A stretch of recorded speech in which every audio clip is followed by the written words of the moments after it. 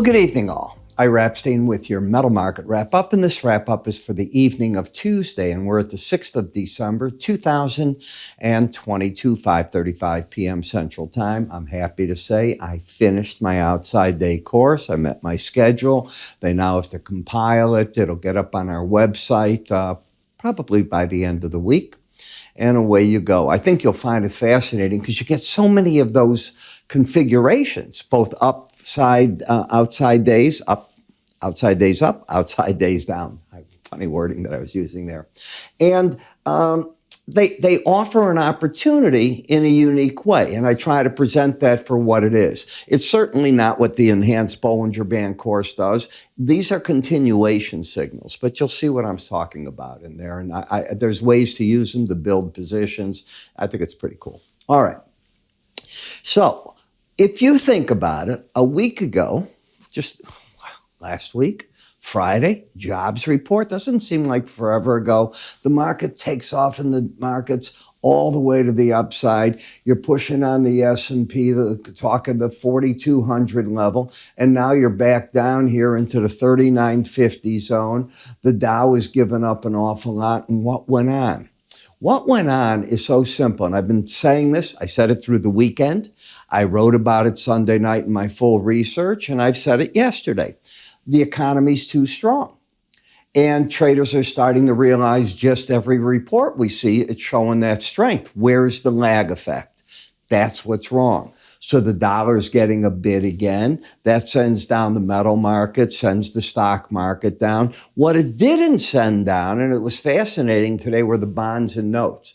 They were able to stay up. So pretty fascinating with that. But let's you and I take a look at the gold and get a feel for what's going on. Number one, on a weekly basis, the market has been staying over the 18-week average of closes now for quite a while, through the end of, into October, right on through now. That's impressive. Number two, the market tried a downside here, tried an upside there. It's just not ready yet to pick up and move out because it's trying to get the dollar to stay in a sustained weakness, and it's hard for the dollar to do that when the economic numbers keep coming out this strong. The pattern is one of higher lows on the swing line. Now, the swing line, this yellow line, I created this indicator years ago, and I did it so I could look at any chart and instantly see, am I in an uptrend or a downtrend, according to the way that traders and analysts look at what a trend is. An uptrend is made up of higher highs, higher lows. It's that simple. A downtrend, lower highs, lower lows. But how do you decide what they are? And that's where the problem comes. You tell me where you think it is. By using this indicator that I wrote, what suddenly happens is it shows itself. And you can say, okay, as long as we don't get under this number, the trend has got higher lows, higher highs, that's bullish. Where's potential support? Well, I have a theory that the line in the sand is the 18-day average of closes. When the market is over it, you have a bullish bias. Under it, a bearish. So what I think is going to happen tonight is I think you're going to see the bulls slowly step in with these mini contracts and start buying. Right here at 1777.40. They'll have stops under that low. They're buying the first challenge of the 18-day average to see if the market can ultimately get back to the 200-day average and the upper Bollinger Band. These two numbers are now where your resistance point is. That's what I think they'll do. I don't think they're going to go for big contracts. If they do, they'll cut down because the risk factor is not small from there to there. That is the point. If we step back together and we say, okay, what is in fact that risk factor? We can do that right here by saying, okay, I don't want this market to get back underneath. This stays low right here of 1750-290.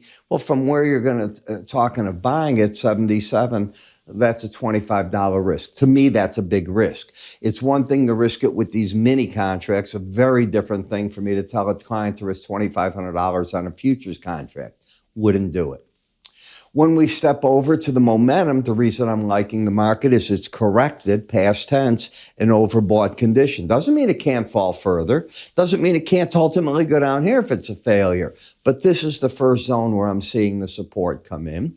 The gold-silver ratio, as you're coming back up in price a little bit, it means silver's losing to the gold market, and you see that here. But silver had a couple of days over the upper Bollinger Band. It's now in a correction mode. It too has an uptrend. So I think the pros are going to buy the mini contracts here too, and they'll do it from 21.82 to 21.68 with stops under that low, looking to see can the market recoup and try to make a run again for the 2300 level.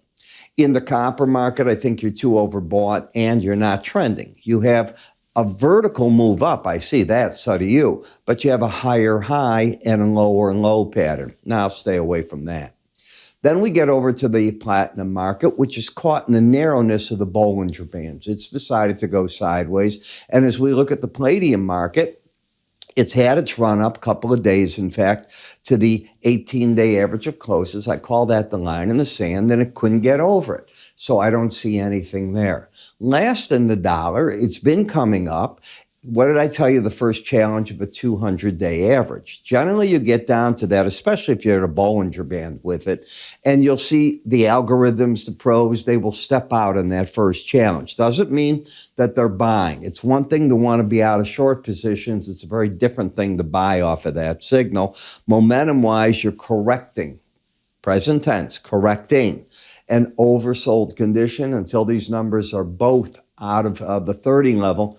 This number can go higher, maybe getting back up to 106.14, which would put the metal positions in some jeopardy, but at the same time, maybe allow them to be bought. You see the dilemma that's there?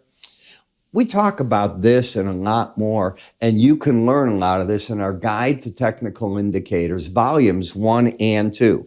Our good friends at Futures Magazine put this together years ago, and I was part of all this. And we've combined it and taken it into PDF form so we can just send you a link with all this in it. A lot of this, by the way, is in our full futures contract. So if you take a look at our free offerings and you look at our futures trading kit, all the contract specs, all these booklets are in there and a lot more, charting software, all of our goodies. But when you look at this, it's a wealth of information. It's really something that you should study. Prime yourself. Each one's easy to read, full of colors. They work with you in a great way. So how do you get this? Just go to our website under free offers or move your cursor up here at any point, give it a click, and away you go.